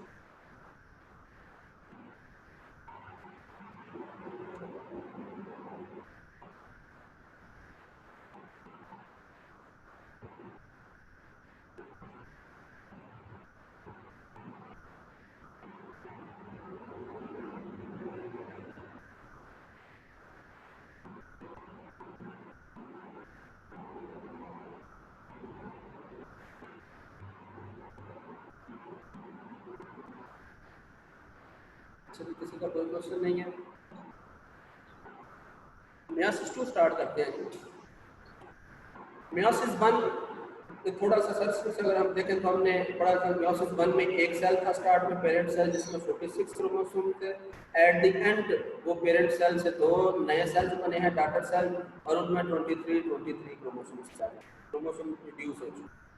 मियोसिस 2 जो है, मियोसिस 2 की 2 बड़ी फेजेस हम पढ़ चुके हैं कि कैरियोकाइनेसिस 2 और साइटोकाइनेसिस 2। बकाया मियोसिस कैरियोकाइनेसिस अगर पढ़े तो सेम टू सेम मियोसिस 1 ही की तरह की है। प्रोफेज भी इसमें होगी, मेटाफेज भी होगी, एनाफेज भी, टेलोफेज भी, ये बेसिक स्टेप सब के सेम है। लेकिन यहाँ पर मियोसिस 2 की जो प्रोफेज है वो सिंगल स्टेप में हो जाती है। मियोसिस 1 की प्रोफेज 5 स्टेप्स के अंदर होती है, मियोसिस 2 की जो प्रोफेज है वो सिंगल स्टेप है। यानी आपने अगर माइटोसिस का टॉपिक अच्छे से याद किया तो लास्ट लेक्चर में दिया है, तो उस टॉपिक के जो स्टेजेस थी प्रोफेज, और मियोसिस 2 की प्रोफेज सेम, माइटोसिस की मेटाफेज और मियोसिस 2 की मेटाफेज सेम, माइटोसिस की एनाफेज और मियोसिस 2 की एनाफेज सेम, माइटोसिस की टेलोफेज और मियोसिस 2 की टेलोफेज सेम टू सेम। यानी meiosis 2 is exactly resembles to mitotic division, ये माइटोसिस की तरह है सेम टू सेम। तो resembles to mitotic division form 4 haploid cells from 2 haploid cells. यहाँ पे देखिए, अगर आप गौर करें तो मियोसिस 1 के एंड में हमने 2 सेल पढ़े हैं, 2 सेल बने थे, यहाँ पर भी 2 सेल हैं। इन 2 सेल, हर एक सेल डिवाइड करेगा, ये एक सेल डिवाइड किया 2 सेल बन गए इससे, और ये भी एक सेल डिवाइड किया इससे भी 2 बन गए, यानी 4 सेल, 2 सेल से 4 सेल बन गए। तो डॉटर सेल्स फाइनली, ये जो daughter cell at the end, ये जो डॉटर सेल्स बने हैं, ये डॉटर सेल, इन डॉटर सेल्स के अंदर कुछ चेंजेस आती हैं, मैच्योर हो जाते हैं। जब ये मैच्योर होते हैं देन फीमेल के अंदर ये डॉटर सेल एग बना देते हैं, और मेल के अंदर यही डॉटर सेल मैच्योर होकर स्पर्म्स बना देते हैं, और एग्स और स्पर्म्स को जनरली हम गैमीट कहते हैं, यहाँ इनका दूसरा नाम सेक्स सेल। मियोसिस 2 जो है, इसकी जो पहली स्टेज है प्रोफेज 2। प्रोफेज 2 जो है, प्रोफेज 2 के अंदर अभी हमने बात किया कि प्रोफेज 2 लाइक माइटोसिस प्रोफेज, कि प्रोफेज 2 की जो सेम टू सेम माइटोसिस की प्रोफेज की तरह। क्या इसमें होता है जी, यहाँ पे 2 सेल्स दिखाए गए हैं। अगर आप इन 2 सेल्स के अंदर देखें तो जो सेंट्रियूल्स हैं ये रेप्लिकेट कर चुके हैं, but present in a single centriole replicates but present in a single centromere.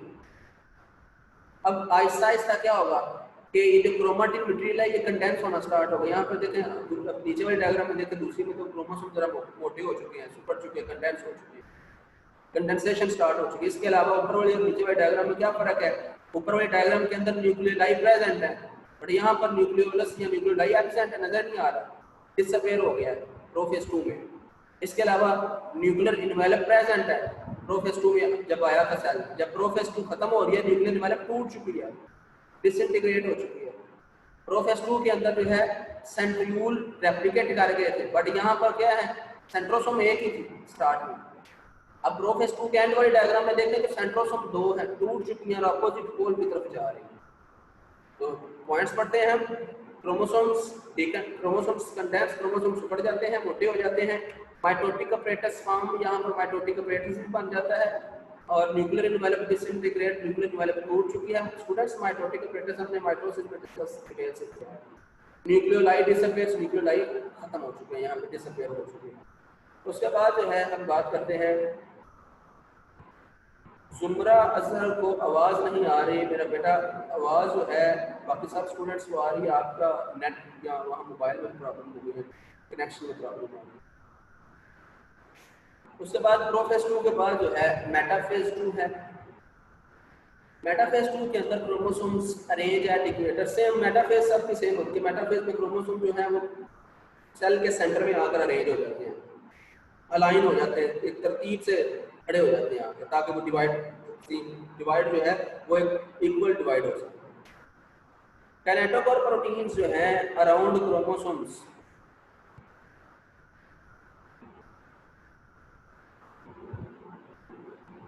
kinetochore proteins around chromosomes attached by 2 kinetochore spindle fibers on each side। आप जरा याद हो आपको तो अगर आप इस डिफरेंस थोड़ा सा देखें, मेटाफेज 1 में और मेटाफेज 2 में डिफरेंस देखें तो मेटाफेज 1 के अंदर हर एक क्रोमोसोम के एक साइड पे spindle kinetochore spindle fibre attach है। इसकी एक साइड ब्लैक वाले क्रोमोसोम की एक साइड फ्री है, कोई धागा अटैच नहीं है यहाँ पर। इसी तरीके से जो ब्लू वाला क्रोमोसोम है इसकी भी एक साइड पे ही काइनेटोकोर स्पिंडल फाइबर अटैच है। जबकि मेटाफेज 2 जो हम इस वक्त पढ़ रहे हैं इसमें अगर आप गौर करें तो ये क्रोमोसोम दिखाया गया है। इस क्रोमोसोम के अंदर डीएनए टोटल कितने हैं? 2। ये मैंने आपको पहले भी बताया था कि हर क्रोमोसोम के अंदर 2 डीएनए हैं। अब इस क्रोमोसोम के दोनों साइडों पे अगर आप गौर करें तो इसकी दोनों साइडों पे काइनेटोकोर प्रोटीन के दोनों साइड पे काइनेटोकोर स्पिंडल फाइबर अटैच है। मेटाफेज 1 में सिर्फ एक साइड पे अटैच था, मेटाफेज 2 में दोनों साइडों पे स्पिंडल फाइबर्स अटैच है। तो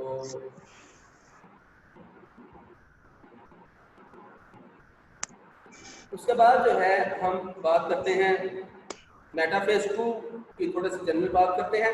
मेटाफेज 2 के अंदर 23 क्रोमोसोम्स, इस तरीके हमने पढ़ा कि डाटर सेल्स के अंदर 23 क्रोमोसोम्स हैं। 23 क्रोमोसोम्स ऊपर से नीचे तक सेल के अंदर अरेंज हुए पड़े। मेटाफेज प्लेट यानी सेंटर में अगर हम एक इमेजिनरी लाइन खींचे तो उसे मेटाफेज प्लेट कहते हैं। और अब जो है क्रोमोसोम स्प्लिट कर जाते हैं। जब क्रोमोसोम स्प्लिट करते हैं 23 डीएनए इस तरफ चले जाते हैं। अभी हमने पढ़ा था कि हर क्रोमोसोम के अंदर 2 डीएनए की कॉपीज है। 23 कॉपीज डीएनए की राइट हैंड साइड पे चली जाती है और डीएनए की 23 कॉपीज जो है वो लेफ्ट हैंड साइड पे, यानी इक्वल डिवीजन हो गया। 23 क्रोमोसोम हैं बट उन 23 क्रोमोसोम के अंदर डीएनए 46 है। अब 46 डीएनए में से 23 डीएनए एक सेल में चले जाएंगे, 23 दूसरे सेल में चले जाएंगे और वो 23 डीएनए बाद में वो 23 क्रोमोसोम बन जाता है। हम पॉइंट्स डिस्कस करते हैं। Kinetochore proteins around chromosomes attached bye 2 kinetochore spindle fibres on each side, ये हम डिस्कस कर चुके हैं। इसके बाद जो है हम बात करते हैं मेटाफेज के बाद एनाफेज की। एनाफेज की अगर हम बात करें तो एनाफेज 2 वही सेम तरीका। Anaphase 2 is similar like anaphase of mitosis.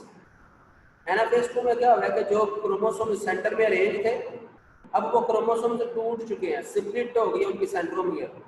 Centromere split होने से जो डीएनए है हर क्रोमोसोम के जो अंदर जो 2 डीएनए थे वो ऑपोजिट पोल पे जाने स्टार्ट हो गए। एक जो डीएनए है वो एक तरफ जा रहा है और दूसरा डीएनए दूसरी तरफ जा रहा है, दूसरा क्रोमोसोम दूसरी तरफ जा रहा है। Sister chromatids move toward opposite poles. यहाँ पर देखिए डायग्राम में, पहले जो डायग्राम है यहाँ पर जो सिस्टर क्रोमैटिड्स हैं ये हर एक सिस्टर क्रोमैटिड अपने अपने पोल की तरफ जा रहा है।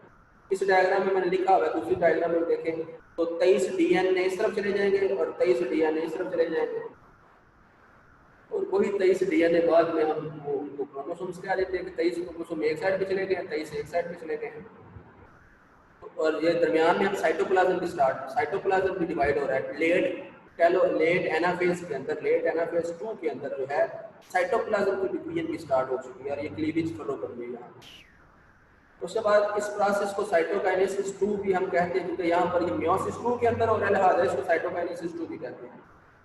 और उसके बाद एनाफेज 2 जब मुकम्मल होती है, एनाफेज 2, अब देखें एनाफेज 1 और एनाफेज 2 में थोड़ा सा डिफरेंस भी हम देखते हैं।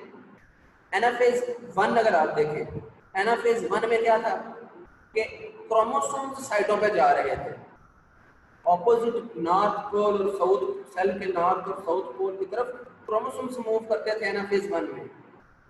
बट यहाँ पर आप एनाफेज 2 में देखें, एनाफेज 2 में सिस्टर क्रोमैटिड्स मूव कर रहे हैं, क्रोमोसोम सेंटर में से टूट गया है, उसके दो हिस्से बन के दो सिस्टर क्रोमैटिड अलग-अलग आ गए। लिहाजा एनाफेज 1 में होमोलोगस क्रोमोसोम्स मूव करते थे, एनाफेज 2 में सिस्टर क्रोमैटिड्स मूव करते हैं ऑपोजिट पोल। उसके बाद टेलोफेज 2, टेलोफेज 2 जो है, टेलोफेज 2 के अंदर भी सेम जो प्रोफेज के अंदर होता है, टेलोफेज के अंदर उसका रिवर्स हो जाना है। टेलोफेज के अंदर क्या, माइटोटिक अपरेटस जो है वो टूट जाएगा, ब्रेक डाउन कर देगा, क्रोमोसोम दोबारा से जो कंडेंस क्रोमोसोम थे वो डीकंडेंस हो जाएंगे। न्यूक्लियोलाई देखें, न्यूक्लियस के अंदर न्यूक्लियोलाई भी बन चुका है, न्यूक्लियस से फिर न्यूक्लियर डेवलप भी बन चुकी है। इस तरीके से जो है हर एक सेल दो सेल बनाएगा, तो दो डॉटर सेल ये हैं, दो डॉटर सेल ये हैं, और हर डॉटर सेल के अंदर क्रोमोसोम्स की तादाद 23 डीएनए का ये थे, लिहाजा क्रोमोसोम्स की तादाद भी 23 है, एप्लॉइड तादाद है हर एक डॉटर सेल की। इसलिए अगर आप गौर करें तो हमने स्टार्ट में एक सेल कहा था, एक पेरेंट सेल से मियोसिस 1 में 2 सेल बने, मियोसिस 2 में उन 2 से फिर आगे 4 बन गए। टेलोफेज 2 कंप्लीट होने तक, साइटोकाइनेसिस 2 कंप्लीट होने तक जो है 4 डॉटर सेल्स बन चुके हैं, और उन 4 डॉटर सेल्स के अंदर क्रोमोसोम की तादाद हर एक सेल के अंदर 23 है। पॉइंट्स पढ़ते हैं, mitotic apparatus break, mitotic apparatus टूट जाता है, क्रोमोसोम डीकंडेंस, क्रोमोसोम यहाँ पर फिर से खुल गए हैं, न्यूक्लियर डेवलप कर, न्यूक्लियोलाई रीअपेट, न्यूक्लियर डेवलप और न्यूक्लियोलाई दोबारा बन गए हैं। 4 nucleoli have 23 chromosomes formed in 2 daughter cells। कहता है 4 जो न्यूक्लियोलाई बने हैं टेलोफेज 2 के एंड पे, जो 4 न्यूक्लियोलाई या न्यूक्लियस की जमा न्यूक्लियाई है, 4 जो न्यूक्लियाई बने हैं हर एक के अंदर, हर न्यूक्लियस के अंदर 23 क्रोमोसोम। इसके बाद जो है टेलोफेज 2 के बाद साइटोकाइनेसिस 2 होती है, वो मैंने आपको एनाफेज 2 के अंदर भी इसकी एक्सप्लेनेशन मैंने कर दी है। Division of cytoplasm is called cytokinesis, और साइटोकाइनेसिस की डिटेल हम परसों पढ़ चुके हैं। टैक्टाइल रिंग जो है वो सिकुड़ता है सेंटर की तरफ और सिकुड़कर साइटोप्लाज्म को डिवाइड करता है। और साइटोकाइनेसिस 2 कंप्लीट होने के बाद जो है सेल जो है वो 4 डॉटर सेल्स में मुकम्मल तौर पर जो है वो तब्दील, एक सेल से स्टार्ट किया था, 4 डॉटर सेल्स बन। अब जो है इस प्रोसेस के अंदर ये जो प्रोसेस है, जो हमने मियोसिस प्रोसेस पढ़ा है, मियोसिस का प्रोसेस जो है, इस प्रोसेस के थ्रू गैमीट्स बनते हैं। याद रखें हमारी बॉडी के अंदर 2 तरह के सेल होते हैं, एक होते हैं जर्म सेल्स और दूसरे होते हैं सोमैटिक सेल्स। सोमैटिक सेल कहते हैं normal body cells. For example हमारे हैंड के अंदर जो सेल्स हैं, हमारी आईज के अंदर जो सेल्स हैं, हमारे नोज के जो सेल्स हैं, हमारी स्केलेटल मसल, हार्ट के अंदर जो सेल्स हैं, स्केलेटल मसल्स के जो सेल्स, नॉर्मली बॉडी के जो सेल्स होते हैं वो सोमैटिक सेल होते हैं। और सोमैटिक सेल याद रखें डिप्लॉयड इन नेचर होते हैं। डिप्लॉयड इन नेचर का मतलब 2 सेट होते हैं क्रोमोसोम्स के अंदर, 46 क्रोमोसोम होते हैं। जो दूसरी तरह के सेल होते हैं बॉडी के अंदर क्रोमोसोम की तादाद के लिहाज से, वो होते हैं जर्म सेल्स। जर्म सेल्स को सेक्स सेल्स भी कहते हैं, क्योंकि ये ड्यूरिंग जो है इंसान, किसी भी इंसान का जो सेक्स होता है ये डिटरमिन करते हैं, मेल होगा या फिर फीमेल होगा। अब यानी और जो सेक्स सेल्स या जो गैमीट्स, सेक्स सेल्स का दूसरा नाम गैमीट्स है। गैमीट्स जो गैमीट सेल्स होते हैं ये मियोसिस के प्रोसेस के थ्रू बनते हैं, यानी इनके अंदर क्रोमोसोम की तादाद हाफ रह जाती है, हैप्लॉइड इन नेचर होते हैं। और गैमीट्स बनने का जो प्रोसेस होता है उसको गैमीटोजेनेसिस कहते हैं। गैमीटो मीन गैमीट्स, जेनेसिस मीन बनना। गैमीट्स बनने के प्रोसेस को गैमीटोजेनेसिस कहते हैं। यानी सिंपल सी बात है कि अगर किसी मेल के अंदर जो है मियोसिस हो रही हो, तो मेल के अंदर जब वो मियोसिस होती है, मियोसिस के एंड पर जो डॉटर सेल 4 बनते हैं, वो डॉटर सेल बाद में स्पर्म बन जाते हैं। हम कहते हैं जी यहाँ पर स्पर्मेटोजेनेसिस का प्रोसेस हो गया। मेल के अंदर जो मियोसिस होती है हम उसको स्पर्मेटोजेनेसिस कहते हैं। फीमेल के अंदर जो मियोसिस का प्रोसेस होता है हम उसको ओवोजेनेसिस कहते हैं। क्लियर है स्टूडेंट्स?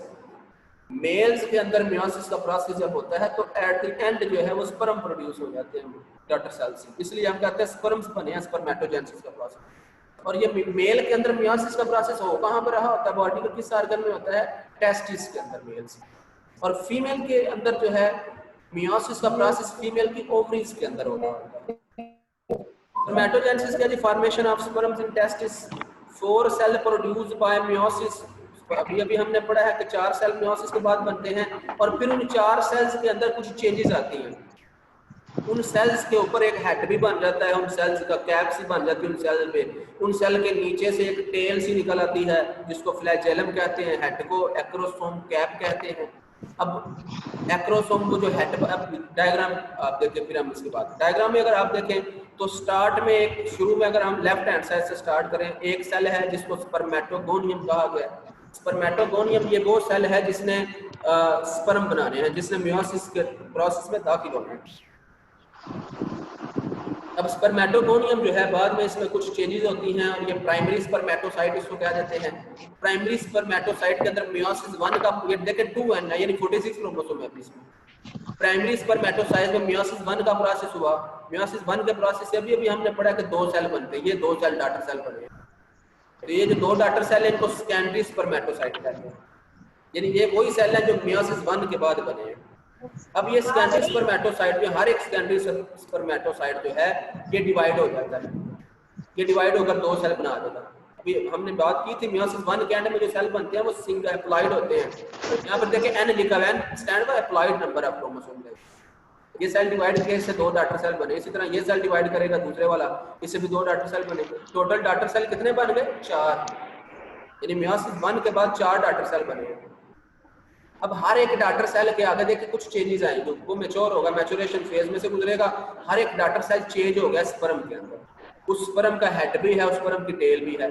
हेड के ऊपर कैप सी बनी है जिसको एक्रोसोम कहते हैं। इस कैप का फंक्शन ये होता है कि जब फर्टिलाइजेशन का प्रोसेस होता है, फिर जब स्पर्म एग के साथ मिलता है तो ये कैप जो है स्पर्म को एग में पेनिट्रेट करने में हेल्प करती है एक्रोसोम। टेल का वो जो फ्लैजेलम लाइक टेल है वो उसका फंक्शन ये होता है स्पर्म तैर के जाता है अभी तक, तो टेल उसको तैरने में मदद करती है, उसको मूव करने में मदद करती है। ये स्पर्मेटोजेनेसिस कंप्लीट है आपका। उसके बाद है अगला जो है फीमेल के अंदर हम बात करें गैमेटोजेनेसिस की। तो फीमेल के अंदर गैमेटोजेनेसिस के प्रोसेस को ओवोजेनेसिस का नाम देते हैं। ओवो मीन एग से निकला है, ओवम से निकला है, जेनेसिस मीन फॉर्मेशन। ओवोजेनेसिस का मतलब होता है फॉर्मेशन ऑफ ओवा और एग इन ओवरी। अभी हमने बात की भी है कि फीमेल के अंदर जो मियोसिस का प्रोसेस होता है उसके ओवरीज के अंदर होता है। प्रोड्यूस मैच्योर ओवम और एग, इस प्रोसेस से मैच्योर ओवम या एग बनता है। अब जिस तरह हमने बात की इसमें ना ओवोजेनेसिस जो है वो थोड़ी सी डिफरेंट है। ओवोजेनेसिस का जो प्रोसेस है वो स्पर्मेटोजेनेसिस के प्रोसेस से थोड़ा डिफरेंट है। वो कैसे? स्पर्मेटोजेनेसिस के प्रोसेस में जो 4 डॉटर सेल बने थे वो चारों के चारों स्पर्म में चेंज हो गए। बट ओवोजेनेसिस के अंदर क्या है, जो 4 डॉटर सेल बनते हैं उसमें सिर्फ एक डॉटर सेल एग बन जाता है। बकाया जो 3 होते हैं वो एग नहीं बनते, वो खत्म हो जाते हैं, वो उनका साइज स्मॉल रखा जाता है, उनमें साइटोप्लाज्म थोड़ा रखा जाता है और वो बाद में डीजनरेट हो जाते हैं। उनको पोलर बॉडी में वो एक पोल पे धकेल दिए जाते हैं, साइड में उनकी जरूरत नहीं होती। देखिए भी अगर फीमेल के चारों एग फंक्शनल हो जाते हैं, फीमेल के अंदर 4 डॉटर सेल बने और वो चारों एग बन जाए, तो 4 एग का मतलब क्या है? अगर स्पर्म आएंगे 4 स्पर्म 4 एग से मिल रहे हैं, 4 जायगोट 4 बेबी, फीमेल 4 बेबी को फीमेल की बॉडी एक्सेप्ट नहीं कर सकती, इतना नरिश नहीं कर सकती। इसलिए कुदरत ने जो है एक सेल को फंक्शनल कर दिया है, बकाया 3 सेल को नॉन फंक्शनल कर दिया कि एक ही जायगोट। अब जो है 4 सेल्स प्रोड्यूस, यहाँ पर हम पॉइंट्स पढ़ते हैं। दूसरा पॉइंट है प्रोड्यूस मैच्योर ओवम और एग। तीसरा है कि 4 cells produce by meiosis, 4 cell बनते हैं but only 1 cell develop into functional gamete, एक ही सेल फंक्शनल गैमीट या ओवम बनता है। Remaining 3 cells called polar bodies, बकाया 3 को पोलर बॉडीज कहते हैं। एग सेल जो ओवम जो फंक्शन यानी जो एक एग सेल सिलेक्ट हो गया कि इसने एग बनना है, अब वो सेल भी कंप्लीट यानी वो सेल जो है मेटाफेज 2 तक आएगा। एग जो है मेटाफेज 2 पर आकर वो रुक जाएगा, एनाफेज 2 में दाखिल नहीं होगा। ना मेटाफेज 2 पे आके अरेस्ट हो जाएगा, रुक जाएगा, उसकी डिवीजन होगी नहीं, अरेस्ट हो जाएगा वहाँ मेटाफेज 2 में। अब वो डिवाइड कब होगा? अगर फीमेल के एग को उस वो जो सेल अरेस्ट हो गया मेटाफेज 2 में, उस सेल को स्पर्म मिल जाता है, स्पर्म टच कर जाता है उसको, फौरन से उसमें एनाफेज 2 होगी, टेलोफेज 2 होगी, कंप्लीट एग बनेगा। वरना वो वहीं पे अरेस्ट रहता है, वो डिवाइड नहीं। अगर फर्टिलाइजेशन नहीं होती तो मियोसिस 2 भी कंप्लीट नहीं होती। मियोसिस 2 कंप्लीट तब होती है के अंदर जब फर्टिलाइजेशन का प्रोसेस हो। हम डायग्राम को डिस्कस करते हैं ओवोजेनेसिस की। डायग्राम के अगर आप गौर करें डायग्राम पे, तो ओवोगोनियम यानी प्राइम जो सबसे पहला ये वो सेल है जिसने डिवाइड होना है मियोसिस में जाकर। 2n का मतलब क्या है? इसमें क्रोमोसोम की तादाद डिप्लॉयड है 46 है। ओवोगोनियम में चेंजेस आती हैं, साइनेप्सिस वगैरह यहाँ पर देखें हो रही है, क्रॉसिंग ओवर हो रही है। इसको प्राइमरी स्पर्मेटोसाइट प्राइमरी ओवोसाइट कहते हैं। Cyte mean cell, ovo mean egg. अब ये जो सेल है डिवाइड हुआ, दो सेल इससे बन गए, दो डॉटर सेल बने मियोसिस 1 के बाद। इन दोनों डॉटर सेल को बोलते हैं सेकेंडरी ओवोसाइट्स। एक सेल को सेकेंडरी ओवोसाइट जिससे एग बनना है, और जो दूसरा जिससे कोई एग नहीं बनना उसको प्राइमरी पोलर बॉडी कहते हैं। दोनों में तादाद n है, n का मतलब half number of chromosome meiosis 1 के बाद। अब हर जो सेल है वो डिवाइड करेगा, दो सेल बनाएगा। यहाँ पे देखें सेकेंडरी ओवोसाइट डिवाइड किया, दो सेल बने। एक का साइज स्मॉल है, साइटोप्लाज्म थोड़ा है, दूसरे का साइज लार्ज है, साइटोप्लाज्म ज्यादा है, इसलिए दूसरे ने किस में चेंज होना है? ओवम के अंदर। बकाया जो है वो पोलर बॉडी के अंदर बदल गया। प्राइमरी पोलर बॉडी भी डिवाइड होगी, दो नए सेल्स बनाएगी मियोसिस 2 कंप्लीट करके, उनमें भी क्रोमोसोम की तादाद हाफ, उनको सेकेंडरी पोलर बॉडी कहते हैं। और इस तरीके से अगर आप देखें स्टार्ट में सबसे ऊपर एक ओवम, एक एग सेल मैच्योर हुआ, बकाया तीन जो सेल बने डॉटर सेल में वो जो है वो पोलर बॉडी है, 3 पोलर बॉडीज लिखा गया है। इस तरीके से जो है गैमेटोजेनेसिस कंप्लीट है। गैमेटोजेनेसिस में यानी फीमेल के अंदर जब गैमेटोजेनेसिस होती है, यानी फीमेल के अंदर गैमेटोजेनेसिस के अंदर ओवोजेनेसिस एक्चुअली होती है, तो एग बनता है और मेल के अंदर स्पर्म्स बनते हैं। अब जो है यहाँ पर डायग्राम में देखें दिखाया गया मियोसिस, यानी मेल के अंदर जो मियोसिस हो रही है वो स्पर्म प्रोड्यूस करती है, फीमेल के अंदर जो मियोसिस हो रही है वो एग प्रोड्यूस कर रही है। जब एग और स्पर्म मिल जाते हैं, स्पर्म एग के अंदर इंटर हो रहा है, इस प्रोसेस को नाम देते हैं फर्टिलाइजेशन। फर्टिलाइजेशन इस प्रोसेस को नाम देते हैं। तो अब फर्टिलाइजेशन के बाद स्पर्म और एग मिल जाते हैं। 23 क्रोमोसोम स्पर्म में थे, 23 क्रोमोसोम एग के अंदर थे। जब ये दोनों मिलेंगे क्रोमोसोम हो जाएंगे 46। सेल दोबारा से जो है वो डिप्लॉइड बन गया, और जो नया सेल बनेगा उसको जाइगोट कहते हैं।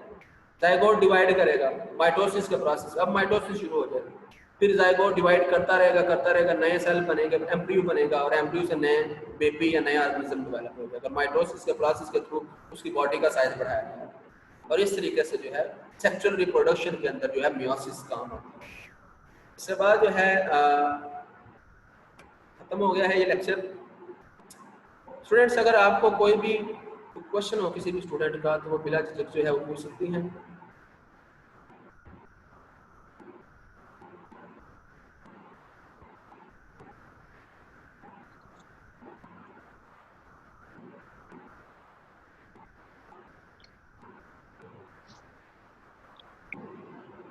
मिट्टी ले लो, फिर लगेगी।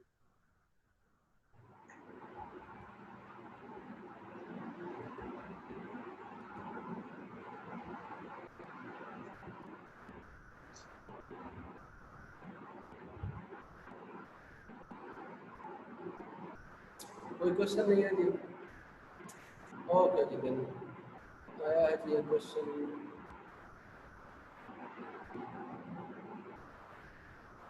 ओके जी, थैंक यू जी। ओके जी, स्टॉप कर लगा। अगर किसी को कोई भी प्रॉब्लम हो तो बाद में भी हम डिस्कस कर सकते हैं।